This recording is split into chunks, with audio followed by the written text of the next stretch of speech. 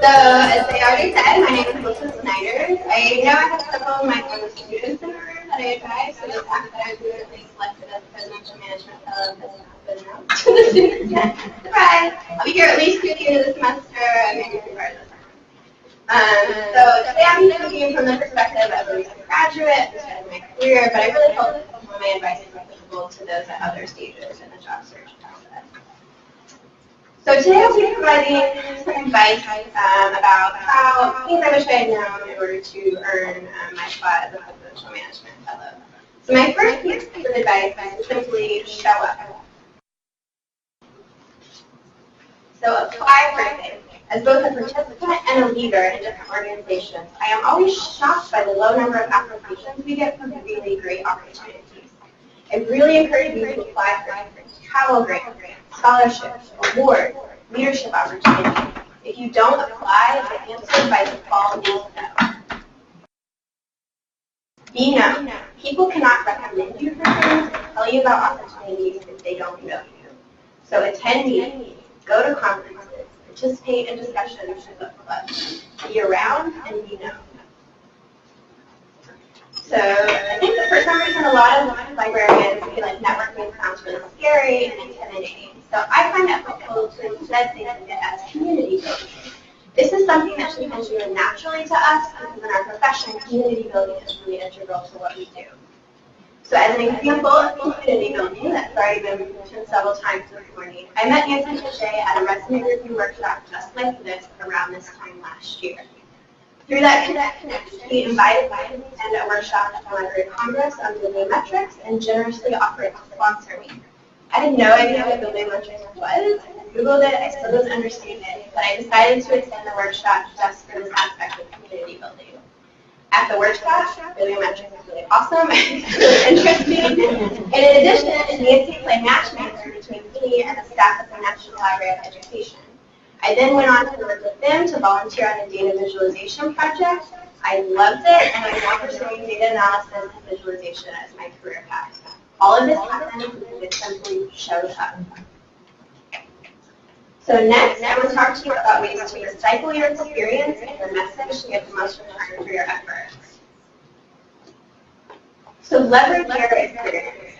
After I completed my undergraduate degree in linguistics, I spent several years working with nonprofit organizations, including about a little over a year working in Uganda and East Africa.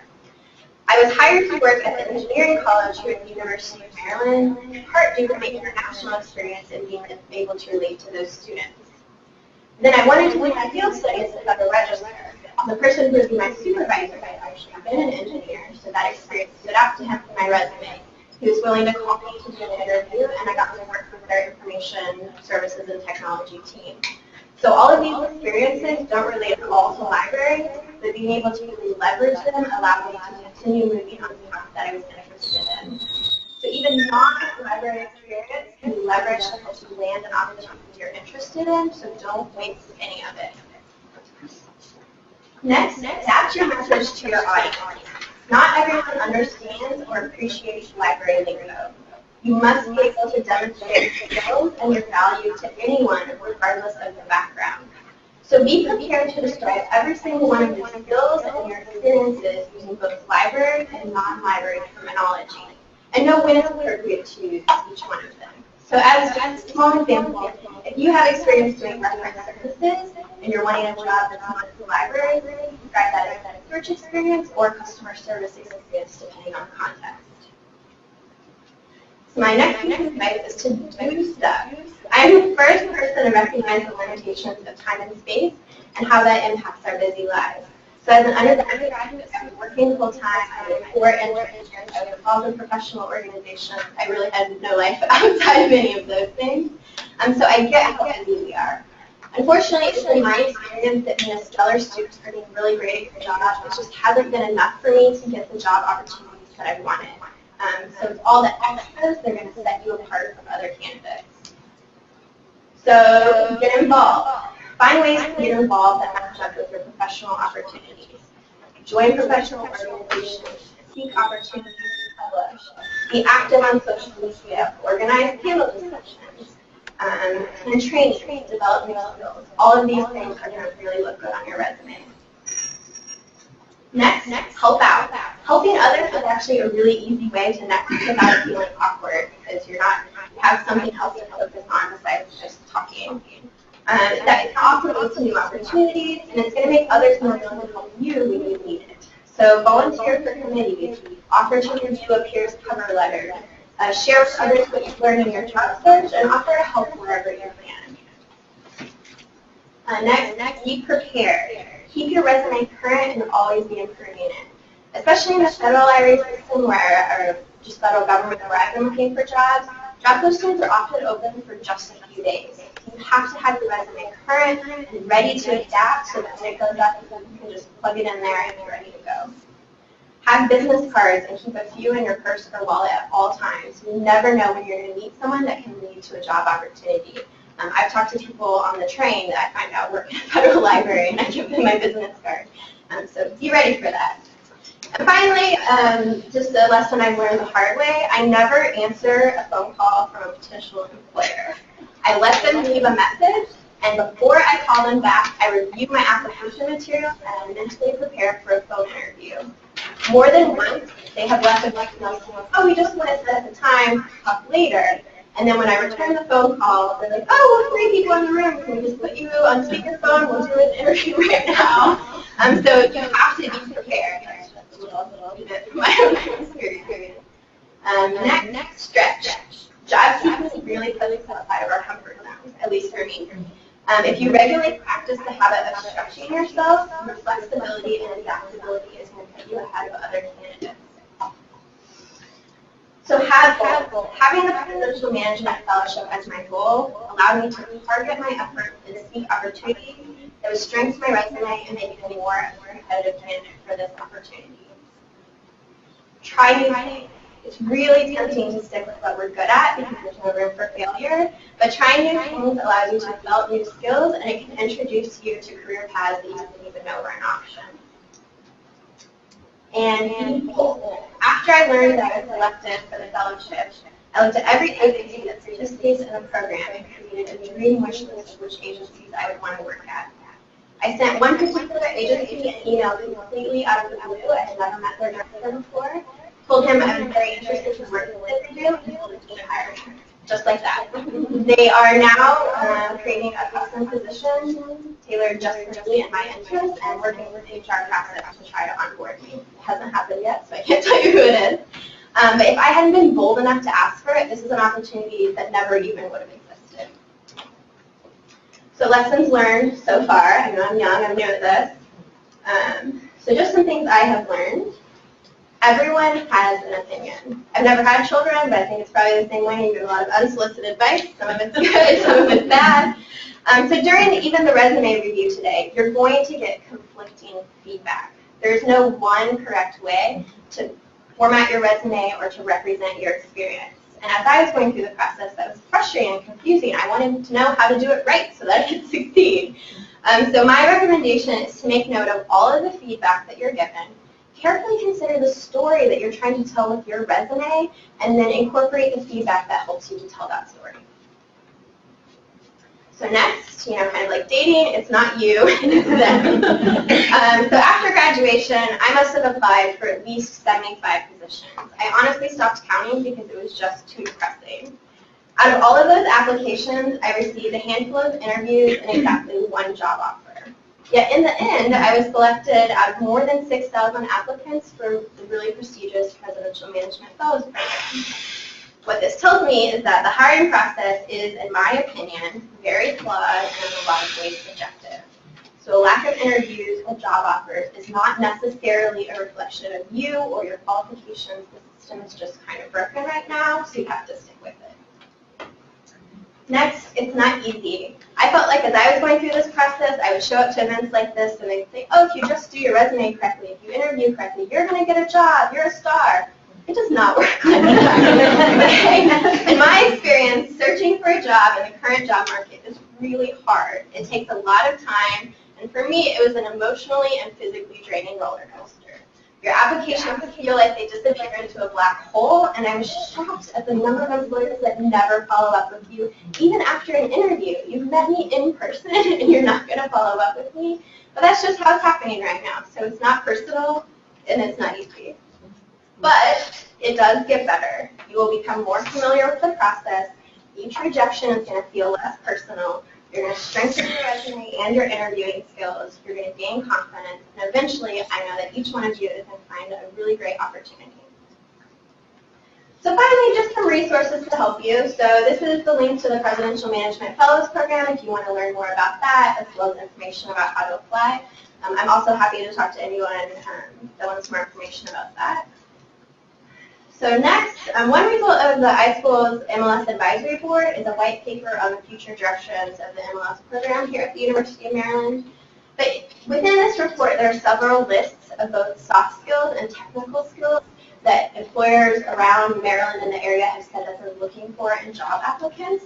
So before every single interview I have, I look through these lists because when they ask you what your strengths are, what you're good at, then I can identify those technical skills, like I'm really good at data analysis, but I'm also really flexible and I'm a team player. So I think they're really good lists to look at.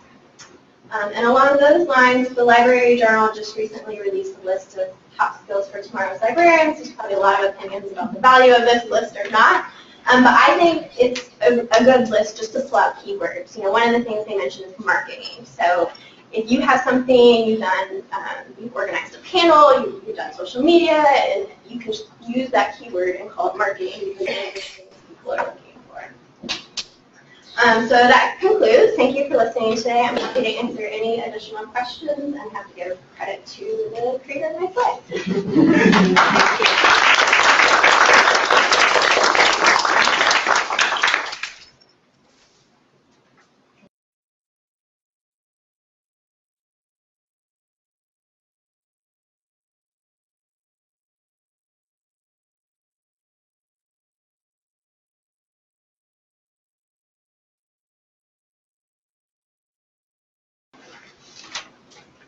So you can see I'm a little wordy in my bio there. I'll try not to be as wordy with the rest of the slides. When I was asked to present today, I was like, well, I'm not an expert on many things, so I don't know what to share, but I figure I'm an expert on being my career path. And over the last 2 years, I've had a really twisty, turny kind of career path that's led to some lessons that I thought I would share with you all today. So starting back 10 years ago now, I was working at a hospital pharmacy as a pharmacy technician, and I absolutely hated it. It was not the right match for me, and I knew it wasn't the right match for me, and I wanted to find another job, but I didn't want to jump out of the frying pan and into the fire. I wanted something that would be a good match for me.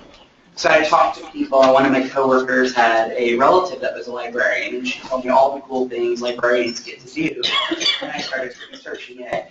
And at the time, ALA was saying, oh, there's going to be a big shortage of librarians. You'll be able to name your job and get yourself a name. I was like, this sounds amazing. This is great. So in 2006, I enrolled in the Drexel online program. And right away, I was traumatized by some interesting stories of things that go on in public libraries. And I knew from the get-go that I just didn't have the personality to succeed in a public library. If that's your interest, go for it. I just knew for me that I wouldn't be successful there. So I was like, well, what else is there? One of my faculty advisors recommended getting involved with SLA and learning more about special libraries. So I did join SLA as a student, and I started getting more involved and started reading about all the diversity in the special libraries and all the different things that you could do with the degree, and I got really interested. But I was also a little worried because at this point, I had never even shelved a book. I had no library experience. I was going to come out with a nice degree, but then again, so were all my classmates who did have library experience. So I decided to supplement what I was learning in school and try to build a network by, oh, here's some benefits of SLA. They're in the slide deck, so I won't review them. So I started going to SLA conferences, and I actually paid my own way, which is a bit easier as a student. And I started building a network of people that still act as mentors for me today, that I still bounce ideas off of. And then I was getting kind of a reality check, real-world supplemental information to what I was already learning in library school. I made a commitment for every year that I was in library school. I was going to go to an SLA conference, and every year I just tried to meet more and more people. So hopefully when I graduated, I would be able to put my feelers out there and just tap my network. Now, we all know from attending conferences that they're all work and there's absolutely no fun whatsoever. So this is networking. It's actually very serious. So in 2008, I graduated, and I was ready to go out and name my job and pick my salary, but as we all know, that was the start of the Great Recession, and me and all my classmates were basically like, hire me, hire me, hire me. 6 months of job searching wasn't getting me anywhere. I didn't even try keeping count of the number of applications I put in because it was too depressing. So I went to the SLA conference and I asked one of my mentors what their advice was, and they gave me the single most valuable piece of information, at least for me. They said, get involved with your local chapter. I live in Canada. You can bounce ideas off of me. I can help you market yourself, but at the end of the day, it's people in your own local area that are working those jobs.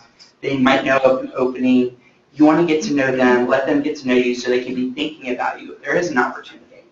So I started getting involved in DCSLA. I would volunteer and go to programs. I also trolled the listserv every day.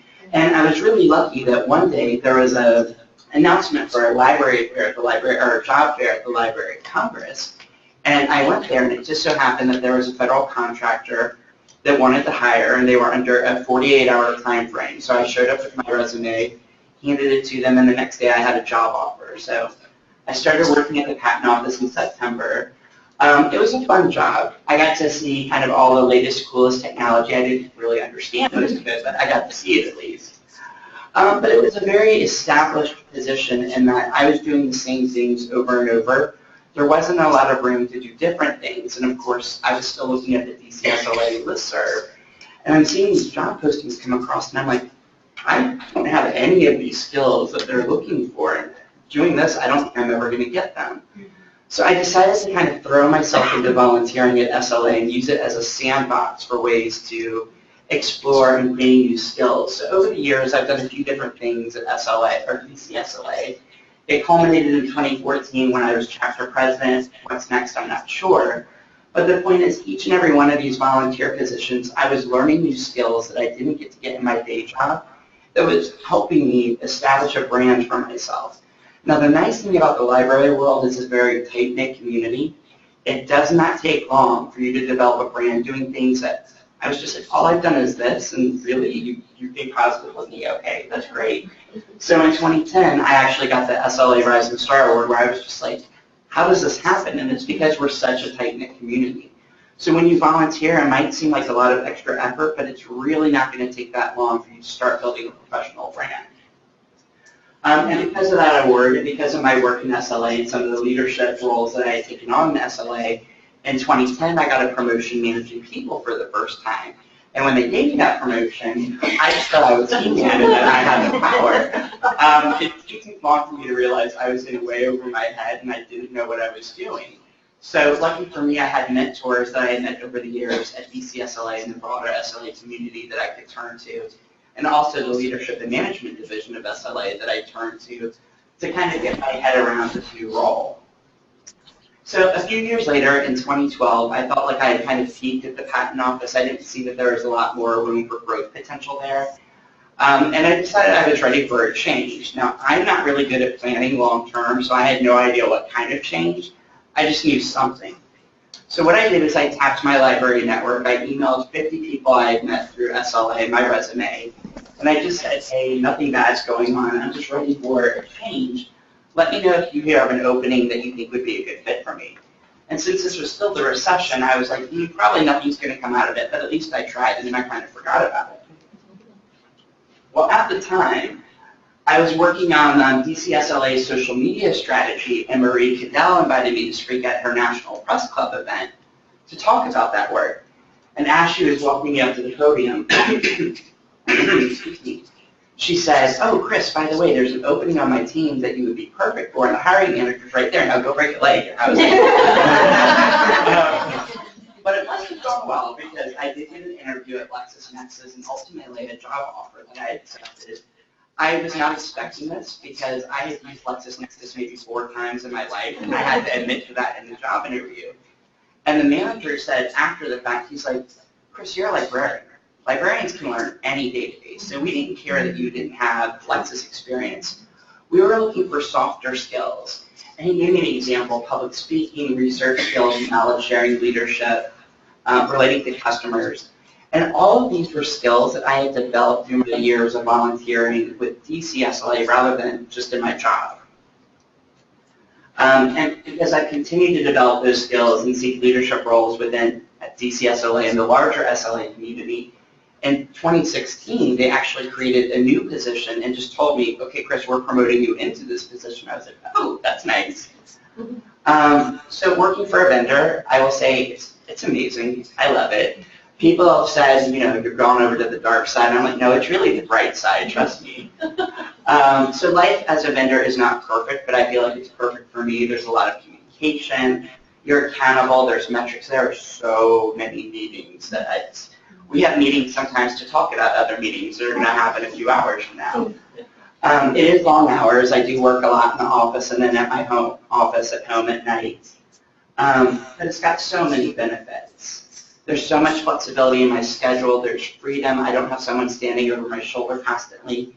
And the nice thing about working as a vendor is they value you being a part of a professional association, giving back to the profession. So they actually pay for memberships and conferences, which are all things that I really valued. So I'm going to try to sum up because I know I'm probably going over my time now. I just like to talk. I'm going to give you 3 big bullet points of advice and then a few smaller bullet points. So the first 2 big bullet points are volunteer. When you volunteer, you will gain new skills that you may not have gained otherwise, and you'll start building your brand within the profession. And every time you volunteer, you're making a long-term investment in your own success. The second, you're all doing this already today, is network. It is so important. You want to know as many people as there are out there because they can help you, they can give you advice throughout your career. If they know of an open position, sometimes you'll know about it before it's even posted, and they can really help you customize your resume and your interview responses to that position. Some smaller pieces of advice that I would give is be curious and be a dummy. I never think I'm an expert at anything. I really come into the room thinking I'm pretty much the most clueless person there and that I should be ready to learn from anyone. The other one that I want to touch on is be professional. So it does not take long to build a brand in the library community for good, but the flip side of that is for ill. I have seen some emails come across listservs that have made me cringe, and even if I've never met that person, I associate their name with that email, and it doesn't take long to be known for something like that. So be positive, be professional, be polite in all of your communication and your behavior, and you'll have a great brand. So the last piece of advice that I can give is probably the most important thing that I could say, because I never thought of working for a vendor. I never thought of working in sales. I never thought working in the patent office. The biggest piece of advice I could give is be willing to reach for new things. Don't limit yourself just because you haven't tried something before. Reach out. If it's a stretch for it and see what happens. And that was everything. Oh, I will say there are new resource sites here. I won't go through them. There's a few things about volunteering and skill building. The Network for Good is really good if you want to volunteer outside the profession. You can find organizations that way. And there's my contact information, and that's everything I have.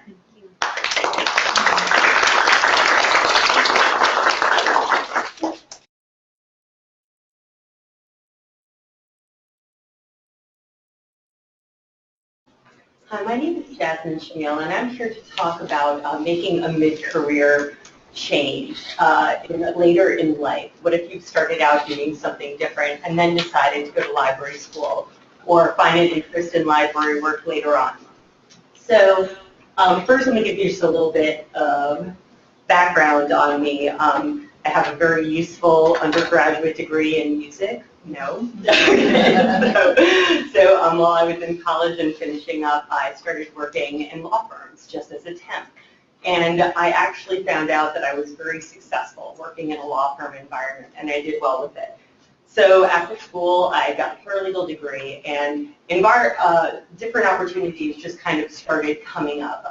And as some of the other panelists spoke to, I really do accentuate anybody who's applying for jobs or looking to advance within their careers.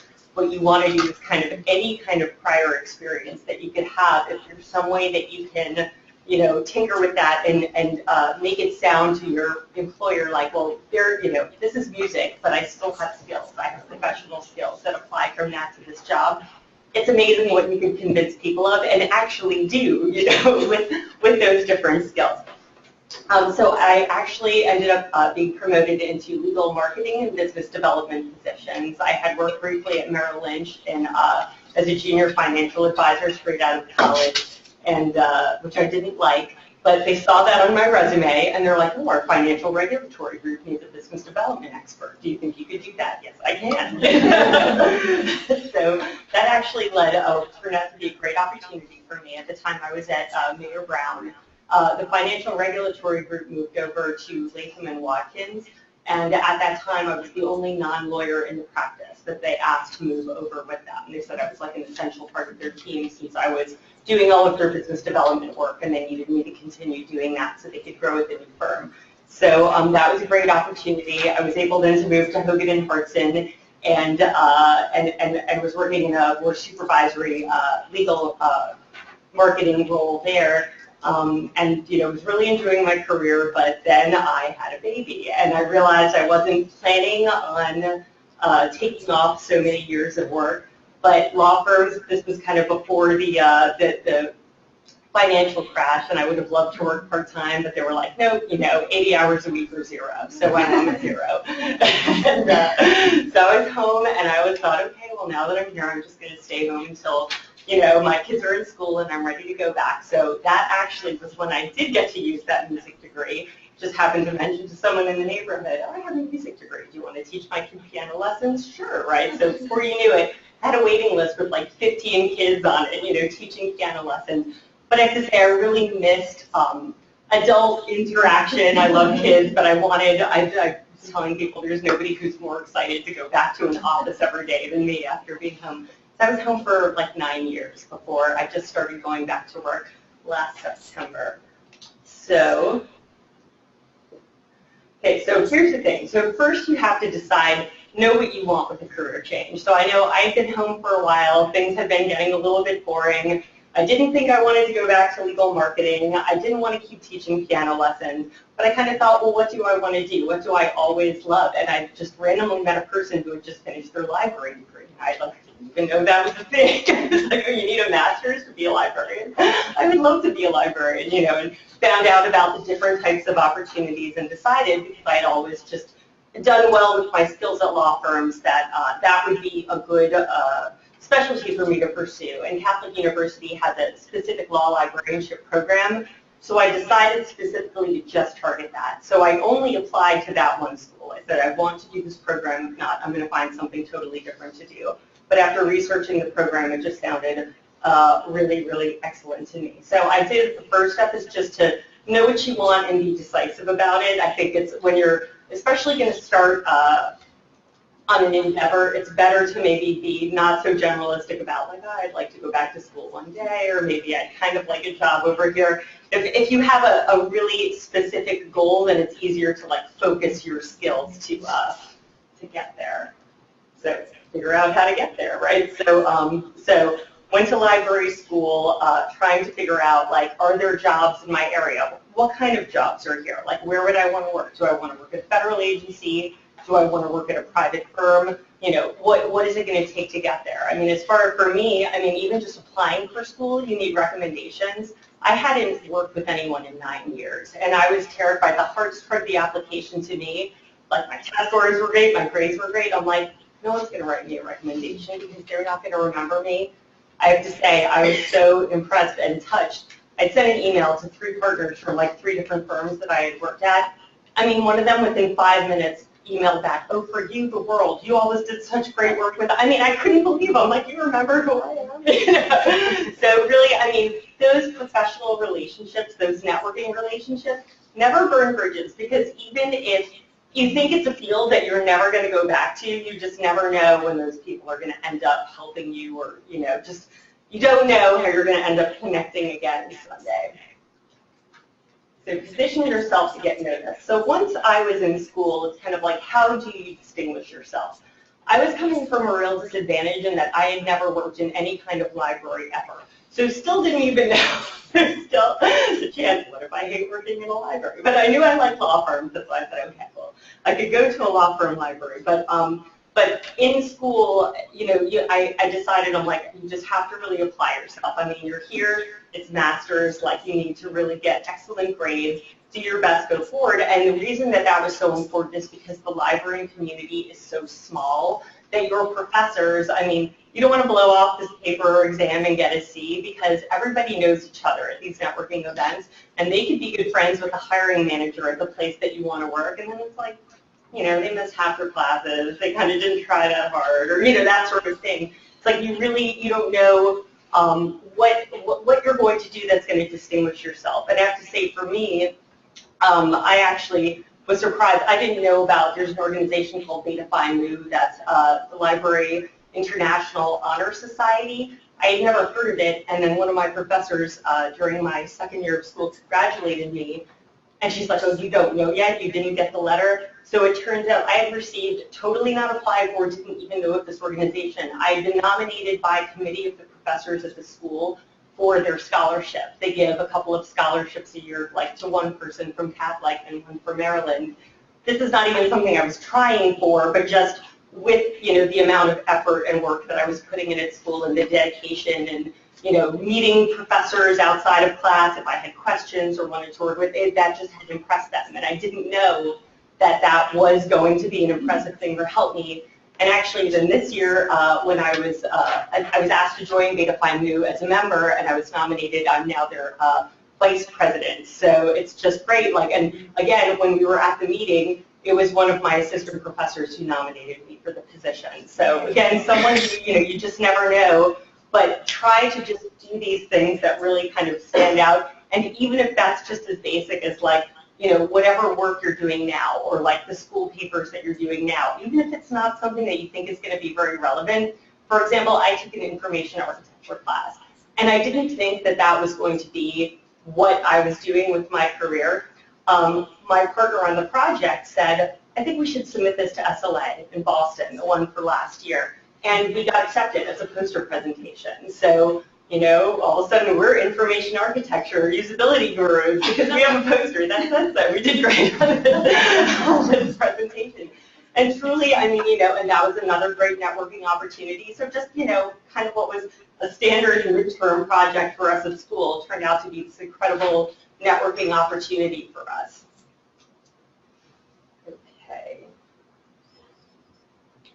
Okay, and then going back, actually, position yourself to get noticed. So what I said, and this actually didn't work out exactly like I meant it to, but position yourself to get noticed. I had intended to do a practicum during my last semester at school, which was last September. So I had known by that time, I wasn't really sure if I wanted to go back to a law firm or work at a place like Department of Justice. So last summer I took a class that was a federal library course. So and I found out that one of the days we were going to be at Department of Justice. And I knew this was going to be the place, this was the only library that we were visiting in my field as a law librarian, and I didn't know who I was going to meet there, but I'm like, this is the day to be impressive. So, everybody else kind of we're in their business casual stuff, because it's in the summer. I'm in the full suit and fancy outfit and a briefcase and all that. I'm I have to look very professional. It's Department of Justice. And when we were there getting the presentation, actually Lila was presenting, and she was talking about some of the information architecture, and I just kind of kept peppering her with questions, and she told me that at the end of that, she's like, talk to me later, there's a lot of questions. But she said that she had remembered me after that. And then we also had a networking lunch after that, and at that I found out who was the director of Justice Libraries, and I sat next to him and kind of socialized with him throughout lunch, and he remembered me. So I ended up applying for an internship there, which I was accepted for. So I was going to be starting my practicum in September. I got a telephone call from them at the beginning of August saying, we know you're supposed to be starting here as an intern. How would you like a full-time job instead in September? I had never worked in a library ever, but just the social skills and my scholastic reputation had preceded me. And you know, the impression that I made with them one afternoon of going to like a networking event and a class and a lunch, and I have a full-time job at Department of Justice now based out of that. So I know that's kind of like unusual that I didn't start off with an internship, and I had fully expected, so that was a bit of luck. That's right time, right place. They had somebody kind of quit unexpectedly, and they're like, well, here's a job. And so I had kind of, you know, you go in there kind of like, you know, dressed for the job you want, and they had just seen me as a professional, and I had, you know, presented myself in a confident way as a professional who could do that job, and before even trying me out, they're like, she can do it, you know. So now, once you're there, what you want to do, this is really the most important thing, is to make yourself indispensable. So, you know, this really involves, I mean, this is the hard part, right? So you have to be the hardest worker in the office. Now, for me, especially not ever working in a library, there are a lot of things that I just didn't know how to do, but, you know, I asked a lot of questions and, you know, didn't badger people, but you just kind of, you know, follow people around. What are you doing now? Can you show me how to do that? Please, I'd like to learn how to do this, you know, for things, but then also be confident in the skills that you do have. So I started off as a research librarian there. So I had, you know, excellent research skills. I have a lot of, you know, legal research skills from like my legal marketing job, and was able to kind of hit the ground running with that. And immediately they started giving me like a lot of responsibility because they saw that I could do it. And 2 weeks actually after I started there as a contractor, they made me the primary responding librarian to the entire ENRD, which is like the environmental department of DOJ. So I kind of like manage all of the environmental research work there now. And I mean, a lot of that is like, you know, be on time, be really nice and friendly with everyone. I mean, you know, I can't accentuate how much like the way that you're socializing and appearing to everyone kind of like makes an impression on them and what they think of you and what they think that you can do. And I would say also, you know, even like more minor tasks, take them, you know, responsibly, like, you know, be responsible and take them seriously. Like, not everyone loves, like, say, at our office sitting at the front desk, but I'm, like, you know, excited to, like, you know, put on my face and talk to everyone who comes in, even though that's not, you know, the most challenging thing that I do. Volunteer for projects, especially things that other people don't want to do. There's always, like, you know, some website that all the, you know, links need to be checked or something. Go ahead and volunteer for, you know, those projects that are kind of like new, because then, you know, they see that you're a team player and are interested in the organization and want to help them, you know, succeed. And that you're willing to, like, get your hands dirty and just do what needs to be done to help the organization as a whole. And I guess, you know, and also just do it right. Like, make sure that your work is noteworthy, not like sloppy or incomplete or like with less effort. You know, make sure that it's, you know, you're always putting forth, especially if, say, you're like an internship or a probationary period, you want to make sure that your work is like as close to perfect as possible. And if there's ever anything that you get back that, you know, they're like, oh, you missed this, or, you know, find out what you did wrong and correct it for next time. I'd say, you know, also just like knowing that your work isn't perfect, maybe, especially as a new person and you're looking to learn and grow. You know, definitely look to your managers as mentors and let them help you, you know, learn the things that you don't know yet. But also, you know, just you have to keep trying really hard and not get, you know, complacent with that. So that's really what I have to say about just kind of, you know, if you're going to switch what you're doing, you know, figure out what you want to do, figure out how to get there, position yourself to get noticed, and then once you're there, make yourself indispensable. Thank you.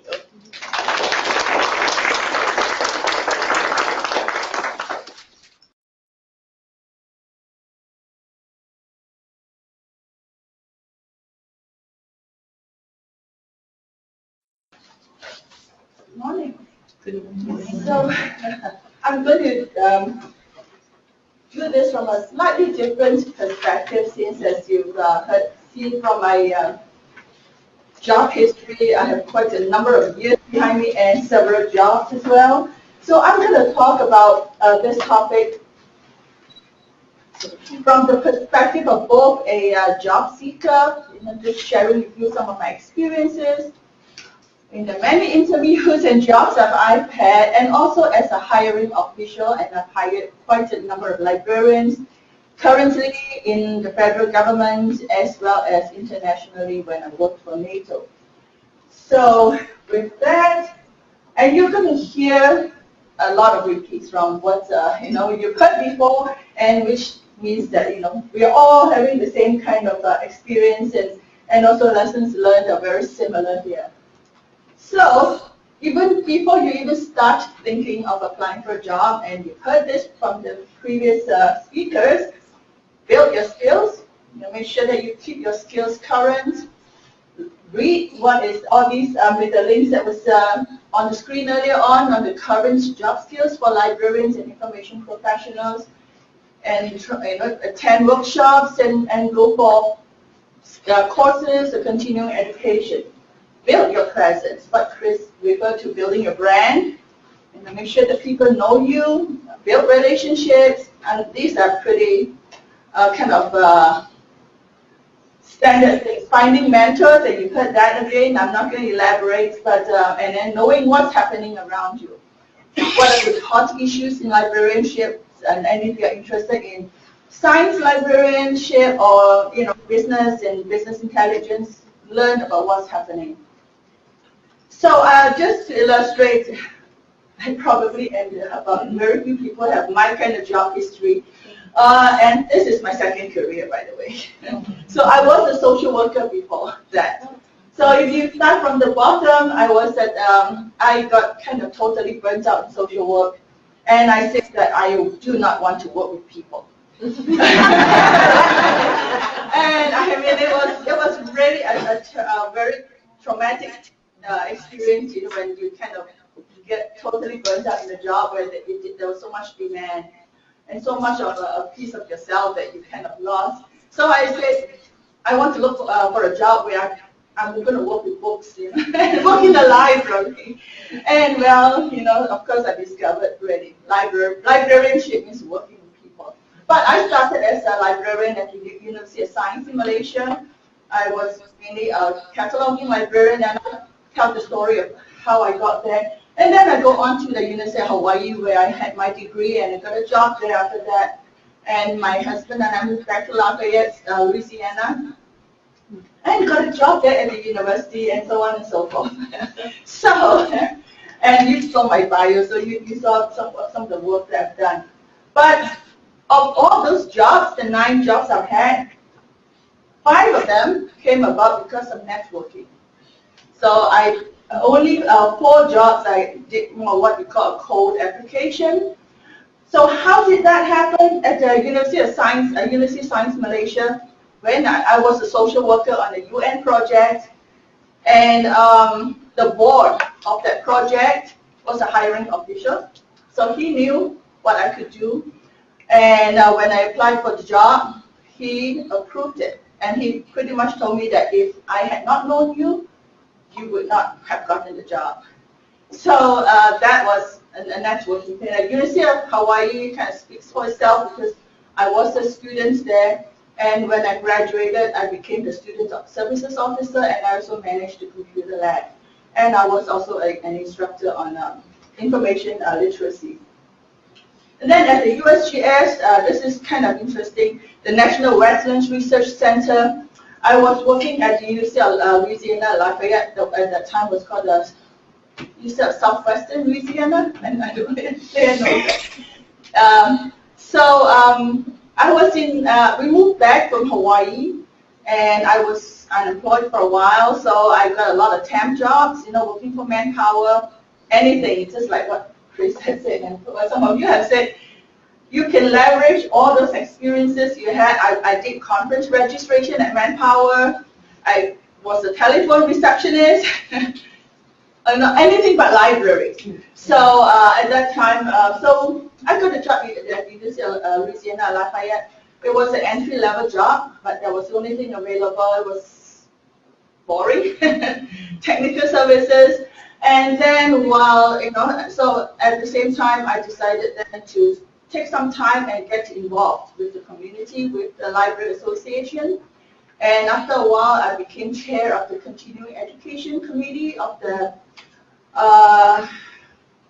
Louisiana Library Association, LLA, and also got involved with the Association of University Women, and that was where I met my next boss. And, I was doing newsletters for them, and the librarian at NWRC said, my contractor is looking for a systems librarian, and it would be great if you apply for that job. So, and I told her, well, I really don't know, and this is exactly what Kristen said, I don't know anything about systems. I mean, I'm pretty good at computers, but I do not know Unix, mainframe management of library systems. She said, don't worry, I'm sure you can learn. So guess what? I got the job, and then I learned and built my skills, did a lot of presentations as I learned how to put up web databases, and which was really novel at the time.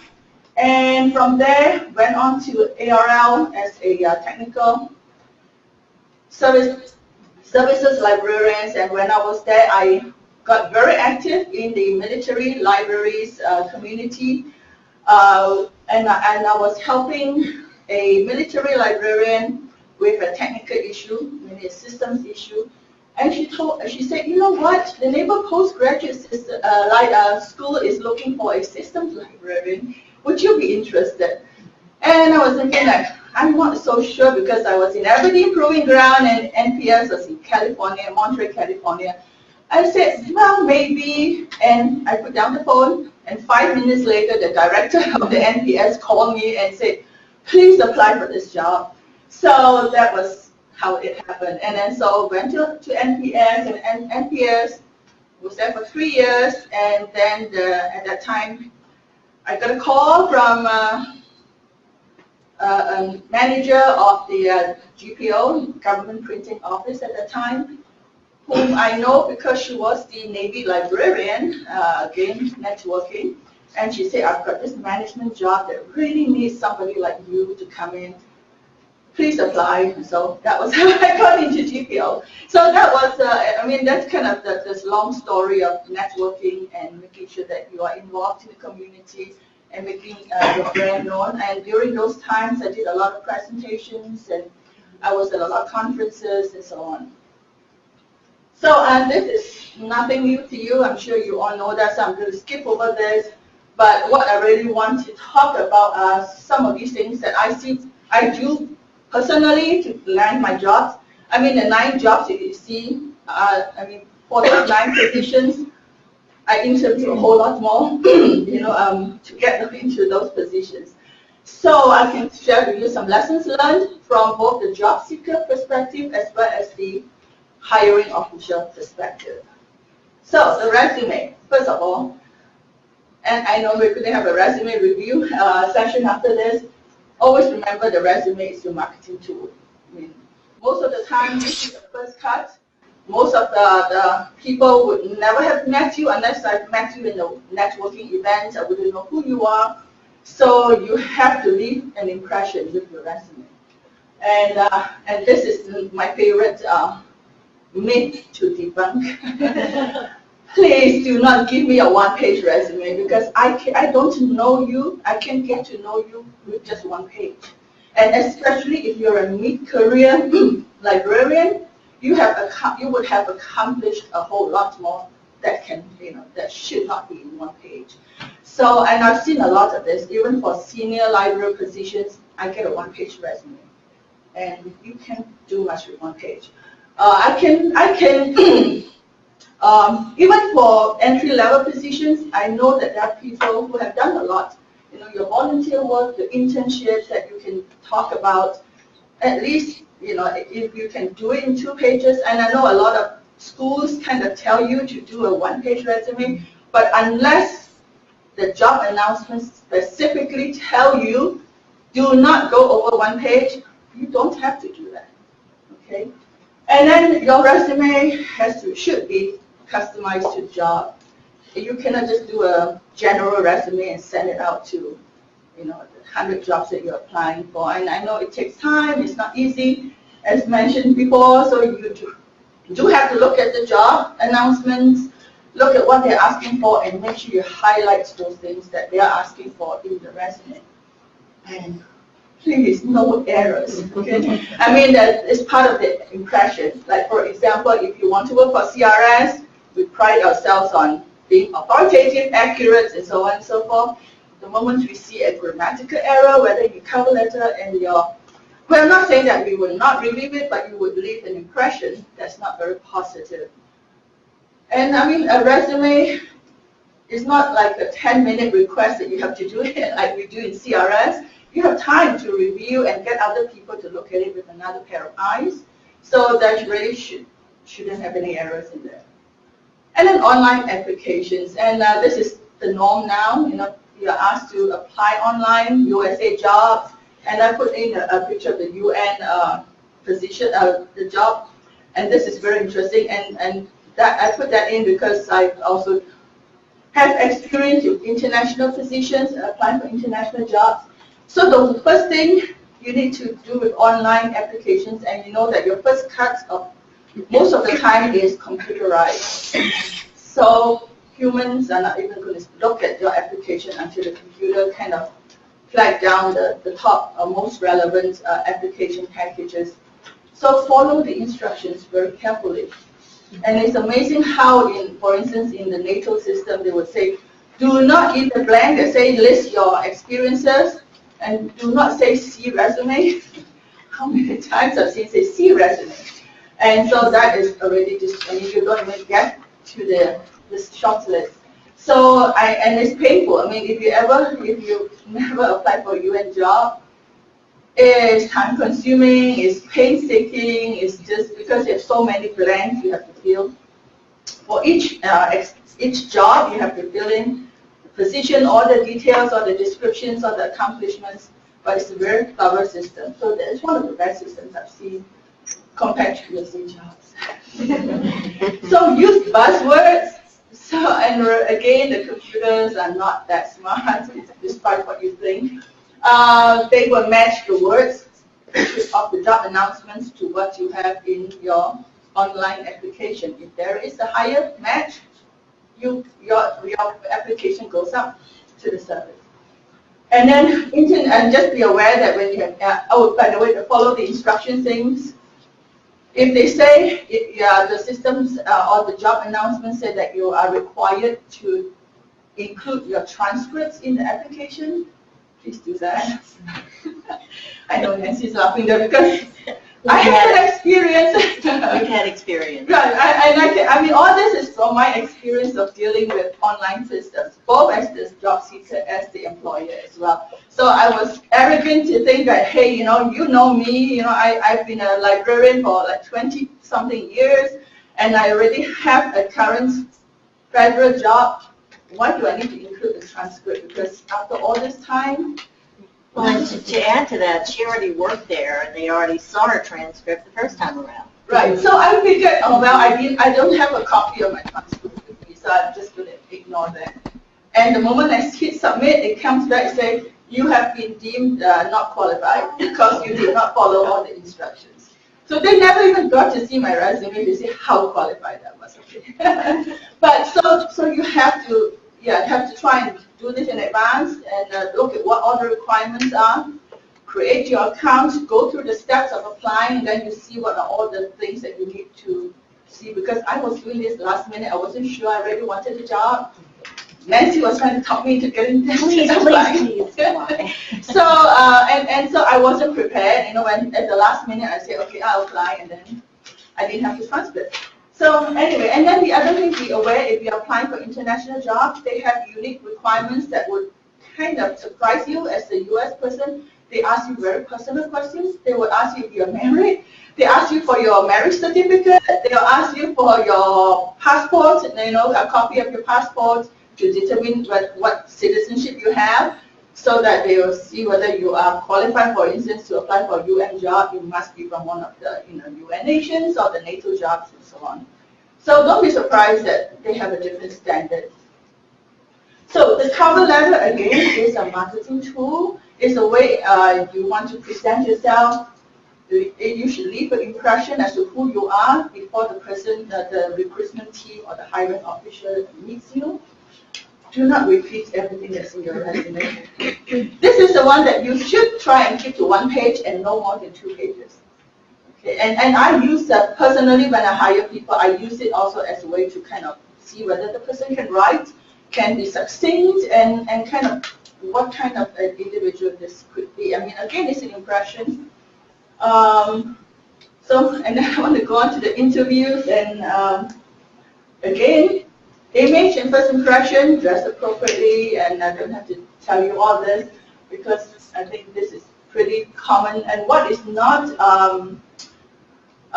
sometimes people forget when they come to the interview that what they're interviewing for, the job they're interviewing. So when the interview question asks you for describe, some of the, give me examples of work that you've done. If you're applying for a reference position, please do not describe your technical services work. So that kind of is an example. Again, research and prepare, nothing new here. Listen very carefully to the questions and listen kind of behind the questions. What is it that interviewer is looking for?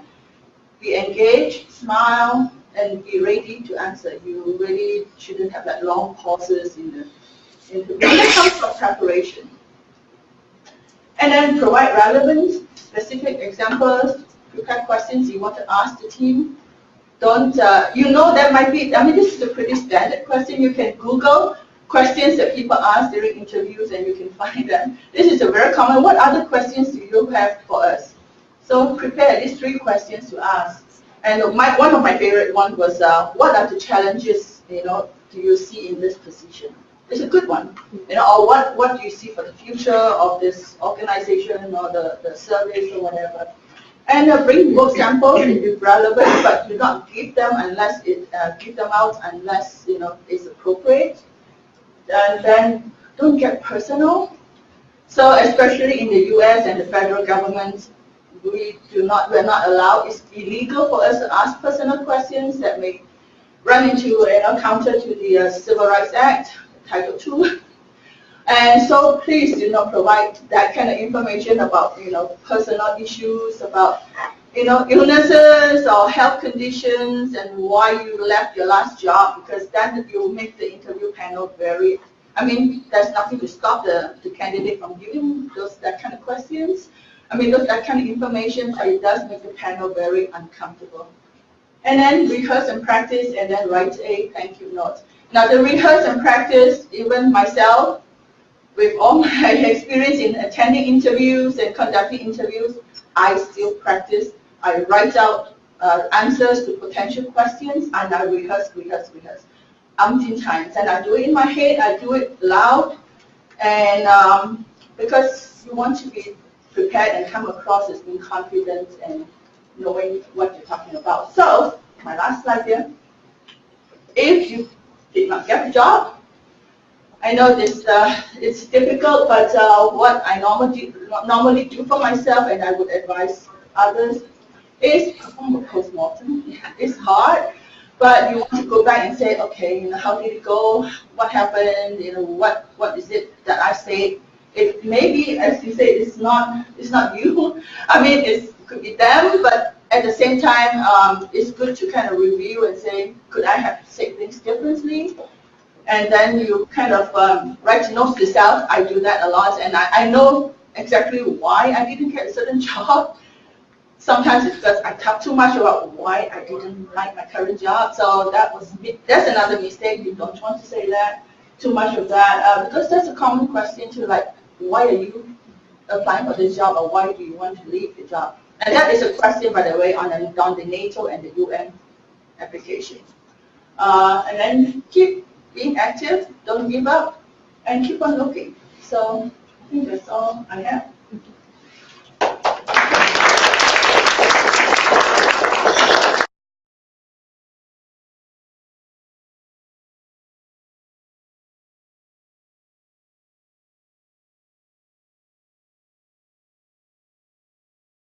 So yeah, I'll try to be brief as well.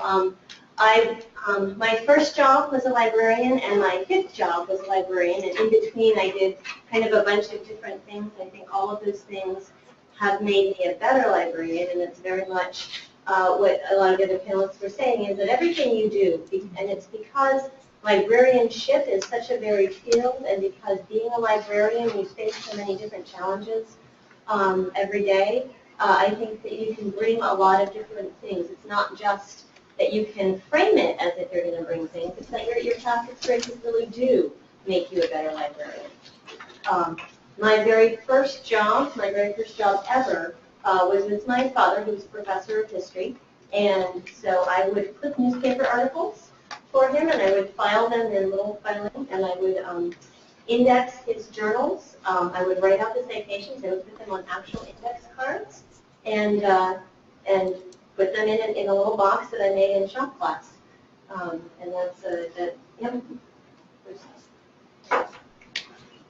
that's the box that I made in shop class with my dad's index cards that I wrote them. And then later in high school and college, I worked summers in historical archives, and I did interpretive stuff for various museums, which means you dress up and you say, and when I chose this wallpaper, I wanted it to match the period. And so I went into college assuming, as a history major, assuming I would do history. And I did. I graduated. I went into graduate school, and I discovered that I really didn't like graduate school that much. It was very isolating. I loved the ideas. I loved books. I loved all that kind of thing, but I didn't really like that ivory tower. And so this was kind of my motto. I figured out what I didn't like, and I decided to do less of it. So I kept the stuff I liked. I liked books. I liked talking about them. I liked ideas. And in New York, that means you go into publishing, which I did. I worked for Oxford University Press for about 8 or 9 years, and there I did a number of different things. I worked in marketing. I worked in a reference division, working on the big Oxford English Dictionary and all of those kinds of things. I worked in the administration, and ultimately I worked in acquisitions editing. And that was, again, something where I worked for 8 years to have this goal of being an acquisitions editor, because I thought that would be the coolest thing in New York, to be, taking authors to lunch and everything like that.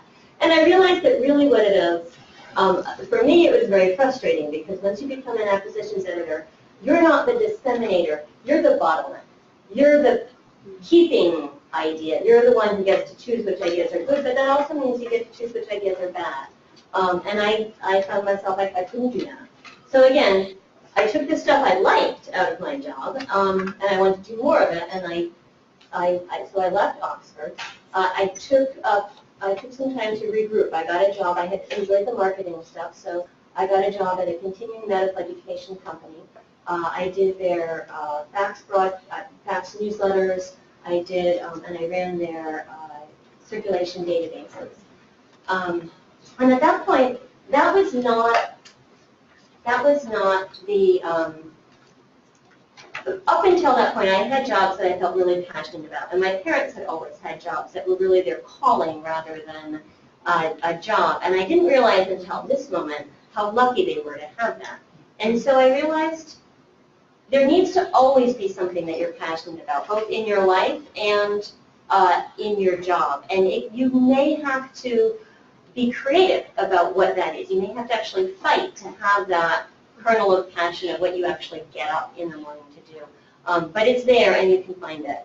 At this point in my life, when I was working for Jobson, I had been in New York for several years, and I had started to put down roots and work for community organizations. And so I did more of that. I decided that I would get more involved in the organizations. And this is where, as Chris and others have said, I wasn't working for a professional association, but I was working as a volunteer for community service. So I learned how to do HTML. I learned how to run a mailing list. I learned how to run meetings. I learned how to set an agenda. And I learned all of those things from people who were fabulous, who were fantastic in their field, and who were dying to have me take over their job, because they did not want to be the webmaster of this organization for the next 100 years. They were dying to have me come in, and they were dying to teach me all these things. And so it was both a great sandbox and a very forgiving sandbox. So I did that outside of work. And inside of work, the first thing I did was I decided to learn everything I could about this somewhat new industry. So I set aside maybe 30 minutes a day on my commute, and I took all the trade magazines and I read them all, and I read everything I could. And I got very interested in issues of privacy. I got very interested in issues of demographics and marketing and all the things that would then become personalized marketing. And so I had the opportunity then, after about a year, and I also did some freelance copy editing because that was something I had really liked at Oxford. So after about a year, I had the opportunity, my neighbor, my cubicle neighbor, did the print continuing education programs, and I knew she was overworked. So I said, hey, just so you know, I do freelance copy editing. If you ever want me to, take one of these programs, I'll copy it for you. She's like, yes, please. And if you want to come with us to these live CE programs, if you ever have time, come and you can do the registration, you can do all that stuff. So I ended up doing that. My boss was, I could tell that they were sort of thinking about branching out into different things. And I said, hey, I know the fax newsletter, it's, we're doing it, but it's fine. But I know you're thinking about doing email, and I have HTML experience. I can do this for you. If you just want to touch your toe in the water. And it was a small family-owned business. They didn't really want to hire a brand new person. So they were delighted to have me kind of come in and do that. And by the end of my career at Jobson, I had 4 different titles working for 3 different people. And it was interesting, and it was fun, and it was ultimately not sustainable because really 3 different bosses is not a sustainable work environment. So again, I took the things that I wanted to do. I love the copy editing, and I took the things that I thought I should be doing as well, that if I wanted to move forward, I needed to go back to school. So I tried both of those. I went back to school in library science because I decided if I was going to go back to school, I should do something I liked. And then I also got a great copy editing job for a major pharmaceutical company, and that was my first and only experience in kind of big, huge corporate America where you go to Las Vegas for your annual meeting and all of that. And it was interesting. It was fun. But about 4 months into my career at the pharmaceutical company, they merged. My job changed radically, and we moved from our Midtown Manhattan office to New Jersey. And if you followed anything at all with Chris Christie and Bridgegate, you will really know that the core point was that the New York, New Jersey commute is not a good one on the best of days. And there's one good day a year. So, yeah. So I powered through, and I said, this couple of years, I'm going to go back to school. I'm going to do the absolute best I can, the absolute best I can at school, and this is where I'm going to focus. And I got some advice, and I wish I could remember where it was from, but it was good work-life balance isn't going to be 50-50 100% of the time. And it doesn't really even work. You can't really even physically do that, of carefully meeting out 50-50 all the time. This point in my life, I said, I'm going to be pretty much 80-85% focused on school, and everything else, and I'll be okay with that because I've decided that ahead of time. This isn't a choice that somebody else is pushing on me. This is my choice that I've made for the next couple of years, and I can power through anything for the next couple of years. But I'll tell my friends, I'm not going to be able to do this, our regular Tuesday night brunch. I'm not going to be able to be the officer of this society that I wanted, but I didn't resent it because I had made that choice, and I felt like I was in control of that. And ultimately, then I did go into library school. I fully expected to go back to historical archives, but I got kind of waylaid by the very first course I took was in medical librarianship, and I loved it. And I can talk about medical librarianship and how, it's a fascinating field. I got into it because my professor would talk about going on rounds with the doctors in the neonatal intensive care unit, and they would be looking at a baby who was a premature baby in pain, and they would say, what's the best, do we have any new scholarship on how to treat, how to manage pain in babies? And she would take out her iPad and she would look up and she would say, well, yes, actually, there's a new protocol that just came out yesterday. And they'd say, okay, we're going to help this baby right in front of us. And I thought that was a very powerful, very direct thing that you can be as a librarian. And I came down here to DC. My professor, who I had then worked with for 4 courses, she actually gave me a letter introduction. It felt very Victorian, but she had written up this letter introduction that I took then to a couple of people, medical librarians down here, and I got a job that I got at MedStar that I've now been at for 8 years. I am currently, again, this is Pratt. I'm currently part-time by choice because of this. And that in and of itself is a whole other thing of, my company was very flexible and very kind, and I worked part-time. They had some concerns that we were able to deal with mostly that they didn't want to lose the FTE, so now I job share with somebody else. But I also find that since being part-time is my choice, I do go kind of out of my way to make sure that it doesn't affect them. But it has been a very good experience. And again, since this was what I chose to focus on, I felt that I think it's been good for him, I hope. It's been good for me, it's been good for the hospital as well. So that's it.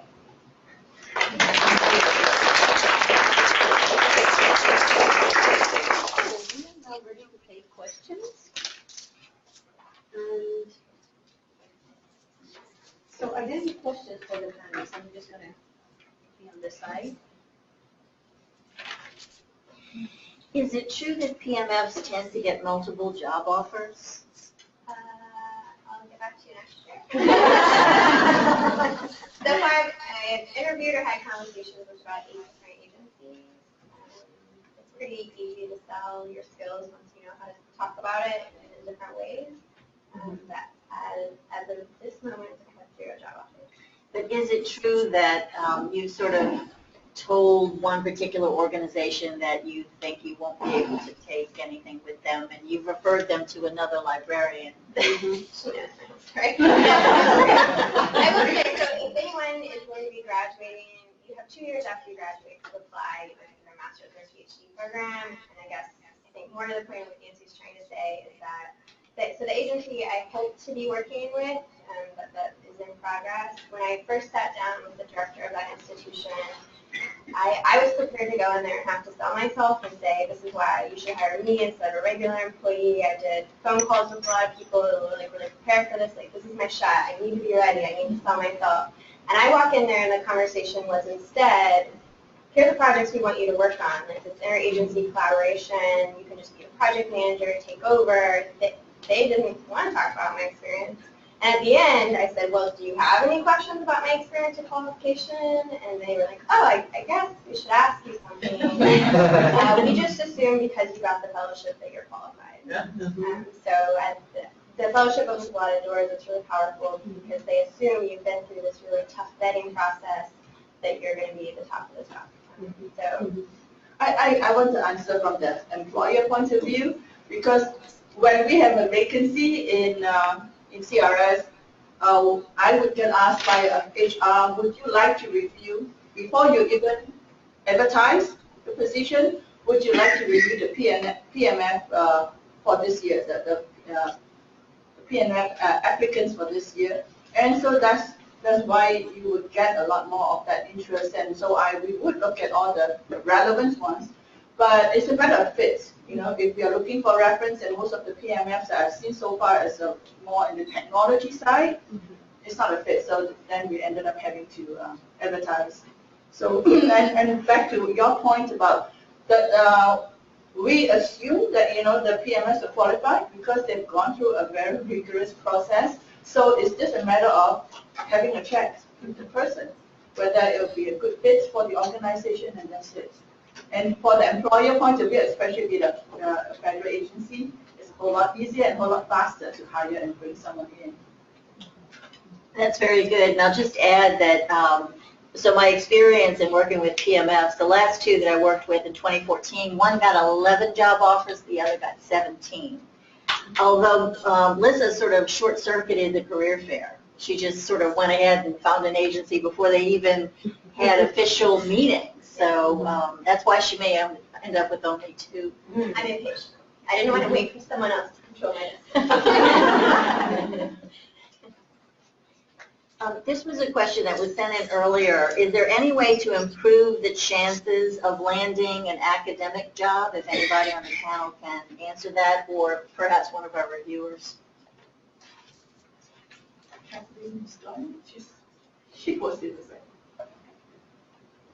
Zaida, would you like to Can take you that? repeat the question? Yeah, can you repeat the question? Is there any way to improve the chances of landing an academic job? I mean, so I work in a hospital, but our sister organization is the Georgetown Hospital, and I think the Georgetown librarians and the GW librarians I talk to, publishing is very important, much more important than for when I'm hiring in a hospital. You know, presenting at a conference is good presenting, doing abstracts, but it's really publishing a journal article is something that they expect their people to be doing. And yes, thank you. And I will add to that, and Nevenka, you can jump in, Yeah. because we are interviewing all the time. That is an important aspect in an academic institution if it has tenure, with the tenure process. Some academic institutions, they don't require that. But it's a balance of librarianship. There are three categories: librarianship, service, and scholarship or creativity.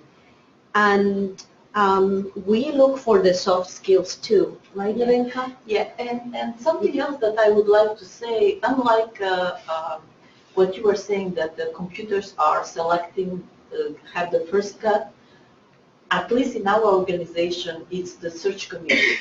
So even if you have a connection with the hiring manager don't see the applicants until they are selected from the search committee. So you have to impress the search committee.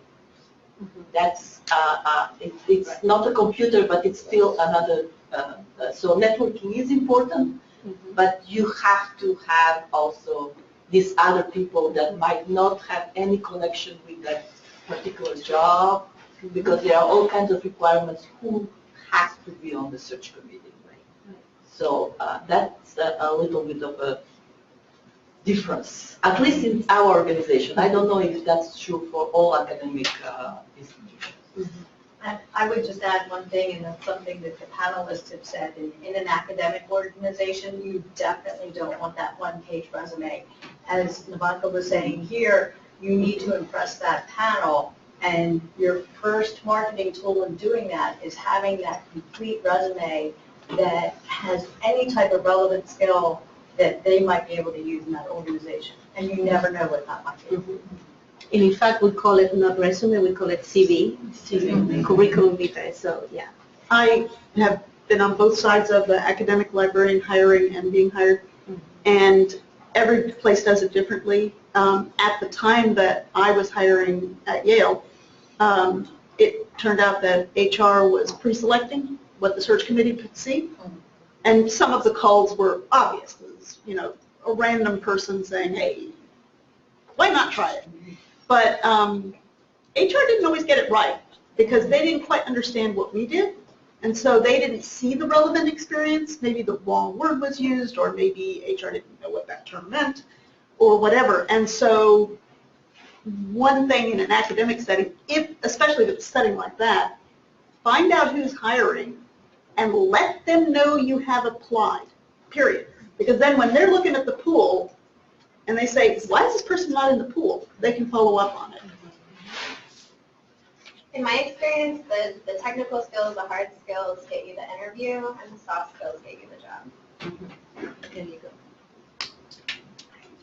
Chris, could you speak to information for students that might be interested in that scholarship to attend the SLA 2016 conference? Can they volunteer and qualify for a scholarship? So yeah, I would definitely check out the SLA website. Even if you can't get the scholarship, there's often a reduced rate for students, which I've used every time. And then there are local chapters that go beyond what's on the SLA website, or divisions too, that offer multiple scholarships. So DCSLAs offer that, lots of other chapters offer that, lots of divisions offer that. So it pays to look at as many different units in SLA as possible. Some of them require that you write a paper. SLAs require that you help out with registration or volunteer if you do the overall SLA scholarship. But it's pretty good if you're tight on a budget and you really want to have that experience. Look at as many different units at SLA and the SLA website as possible for that. I have a question in reference to publishing for not only an academic setting, but for what I've been hearing a lot from professors in the MIM program is volunteering for a professor to work, to offer crucial work so that you can be eligible to be on their paper as being published. Not as easy as just volunteering. Does anybody have any pathways that work for them that they can share? Or well, you and your, I can cross each other around my neck. Yeah. I mean, a lot of times, what I think professors are looking for, right, is they're not just looking for a volunteer, but they're looking for somebody who's interested in that particular area of research. And so the more you can, if you have a paper that's in her field, or if you can, it's kind of an ongoing courting process of, you want to show that person that you're not just interested in getting your name on the paper, you're actually interested in doing this research, and you've been exploring it a little bit before, and ultimately their hope is that you will go on to become a full-fledged academic and continue to work in this field so that they can, it's all of, so they can continue to spread their ideas, but yeah. Thank you. Just add on to that is that you can also publish yourself, because if you have done a particularly good research paper for one of your courses, try submitting it to journals. I mean, and that was what I did when I did Carol Tenable. I don't know how many of you know Dr. Carol Tenable's database searching classes, and one of the things she asked us to do was to compare two databases, and I did that, and I chose, because I was an international student at the time, I chose Agricola and Cat Abstract or something like that. And then, I got an A for the paper, and I decided I'm going to try submitting this, and it got accepted by Libri, but it was a fantastic experience, because, the reviewers came back with a lot of comments and wanted additional citations and things like that, and I changed it and then submitted it and got published. So it was my very first official publication, and they actually paid me for it. Wow. They don't do it anymore, but they tell me £2 or something. Yeah, I mean, a separate thing, when I was doing my MBA, I did a marketing class, a business law class, and I decided to focus on copyright law. Same thing, I also published that paper talking about copyright. Oh, did you have any intention for a PhD, or this was mainly for the master's? Just the master. Okay. Wow. I'd encourage you to also think smaller. So a lot of the publications on my resume are blog posts. They don't really care that much. Like my publication list was long.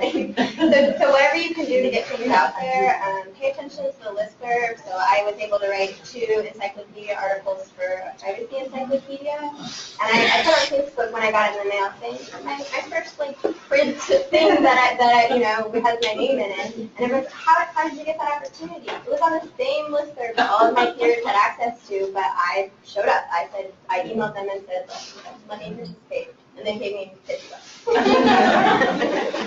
So will all of you stick around for as much as you can through lunch so that the people can meet you individually? And please thank them for their time and their knowledge.